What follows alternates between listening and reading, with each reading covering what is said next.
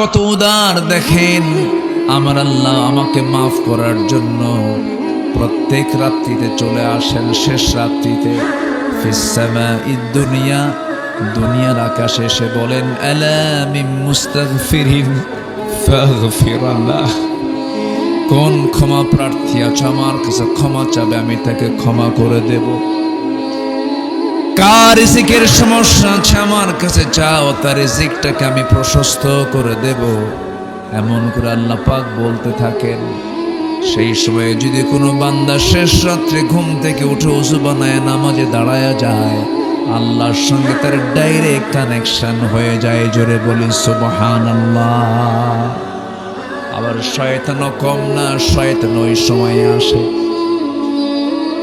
হাদিসে এসেছে শেষ রাত্রিতে ফজরের একটু আগ দিয়ে শয়তান চলে আসে। প্রত্যেক বান্দার শিওরে এসে মাথার চুলে হাত দেয়, মাথার চুলে হাত দেয় আর বলে আলাইকা লাইলুন তাবিল, আলাইকা লাইলুন তাবিল। সহিহ হাদিসের বর্ণনা, তোমার রাত অনেক লম্বা, তোমার রাত অনেক লম্বা, ঘুমাও ঘুমাও।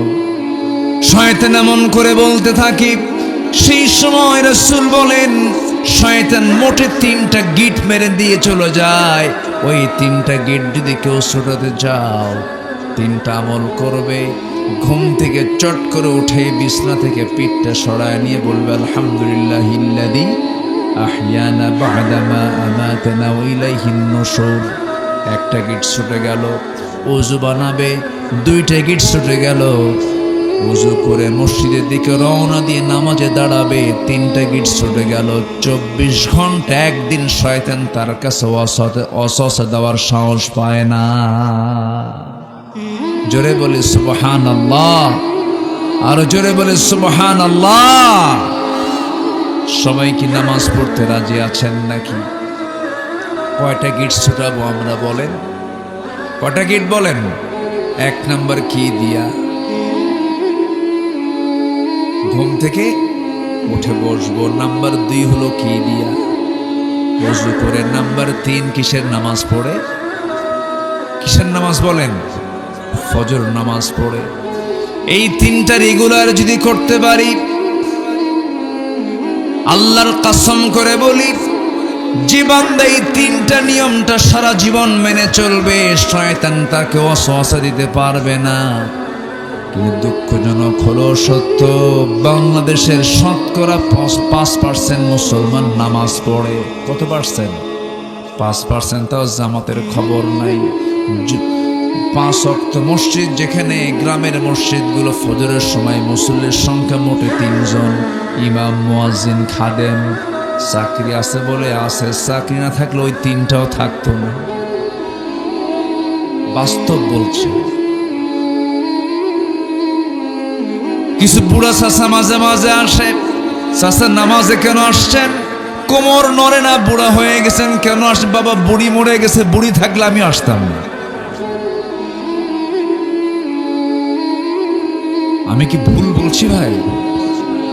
মসজিদগুলো আজকে টাইলসওয়ালা মসজিদ, শীতাতাপ নিয়ন্ত্রিত মসজিদ, কিন্তু মুসল্লিগুলো নাই। শয়তান তো ওই জায়গায় ওয়াসওয়াসা দিয়ে বসে আছে। আমার বন্ধুগণ, দিন শেষে আমার বন্ধু একমাত্র আল্লাহ। সে আল্লাহকে আমরা টাইমটা দিয়ে দেব সবার আগে, সময়ের মালিককে। অতএব সময় দেব আগে কাকে? আল্লাহকে সময় দেব। নামাজ পড়ব কয় ওয়াক্ত বলেন? 5 ওয়াক্ত নামাজ আমরা পড়ব। কবরকে ভয় করা দরকার।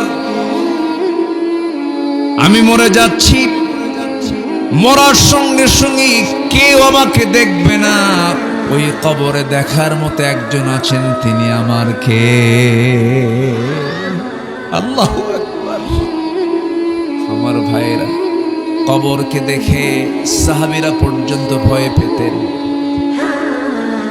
10 জন সাহাবী জান্নাতের সংবাদ পেয়েছিলেন। এর মধ্যে একজন ছিলেন সাইয়েদনা ওসমান রাদিয়াল্লাহু তাআলা আনহু। কবরের কথা যখন তিনি স্মরণ করতেন, বাচ্চার মতো কাঁদতেন। কবরের সামনে যখন যেতেন, হাউমাউ করে কাঁদতেন আর বলতেন এই কবরবাসী দুনিয়াতে কত বন্ধু বান্ধব নিয়ে ঘুরতো ফিরতো, আজকে কেমন করে অসহায় হয়ে পড়ে আছে। আমি ওসমান একদিন এই জায়গায় আসব, কেমন করে থাকবো আমি, পেরেশান হয়ে যেতেন। সাইয়েদনা ওমর ফারুক পাগলের মতো কাঁদতেন।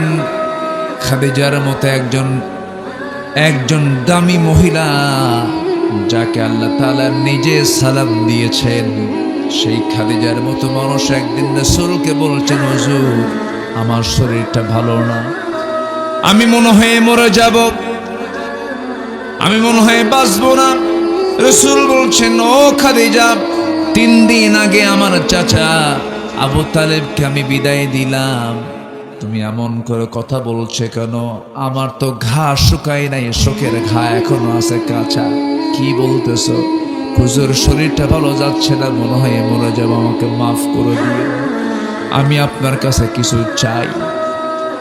রাসূল বলেন, তুমি তো আমার কাছে কোনোদিন কিছু চাও না, আজকে যা চাইবা তাই দেব। তিনি বলছেন, আমি দুনিয়ার কিছু চাই না, আমি যখন মরে যাব আমার লাশটা নিয়ে আপনি কবরে শোয়া দিবে, 3টা প্রশ্নের জবাব আপনি আমার হয়ে দিয়ে দিবেন। রাসূল বলছেন, কেন?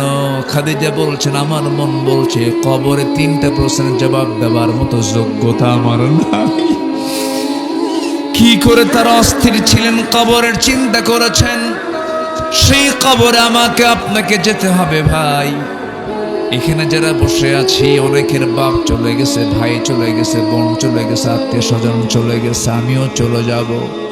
এই চিন্তাটা মাথায় নিয়ে আমরা চলবো।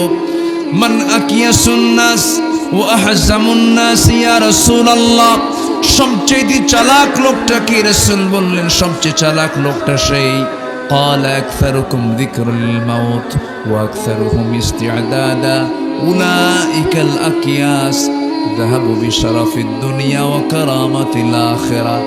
সেই লোকটাই সবচাইতে বেশি চালাক যে মৃত্যুর কথা বারবার স্মরণ করে। জোরে বলি সুবহানাল্লাহ। যে কোনো মুহূর্তে আমরা চলে যাচ্ছি, ফিরে যাব কার কাছে? আল্লাহর কাছে। আল্লাহ আমাকে বারবার প্রশ্ন করছেন, আমার কাছে তুমি আসবে বান্দা, আমি তোমাকে নসিহা করি, ইত্তাকুল্লাহা ওয়াল তানজুর নাফসুম মা কদ্দামাত লিগাদিন ওয়াত্তাকুল্লাহ ইন্নাল্লাহা খাবীরুম বিমা তা'মালুন। জোরে বলুন আল্লাহু আকবার। লক্ষ্য করে দেখো আগামীকালের জন্য তুমি কি পাঠাচ্ছ। আল্লাহকে ভয় করো। তুমি যা কিছু করছো সব খবর কিন্তু আমার আল্লাহ রাখেন। এই জন্য আমার বন্ধুগণ, সবার আগে সম্পর্ক আমরা গড়ব কার সাথে? আসতে বলবেন না, কার সাথে? আল্লাহর সঙ্গে আমরা সম্পর্ক গড়ব। আমি আপনাদেরকে বলতে চাই, সব কিছু ছেড়ে দিয়ে আল্লাহর সঙ্গে সম্পর্ক গড়ি আমরা। আমাকে দেওয়ার মতো একজন দিবেন, তিনি আমার কে? আল্লাহ পাক।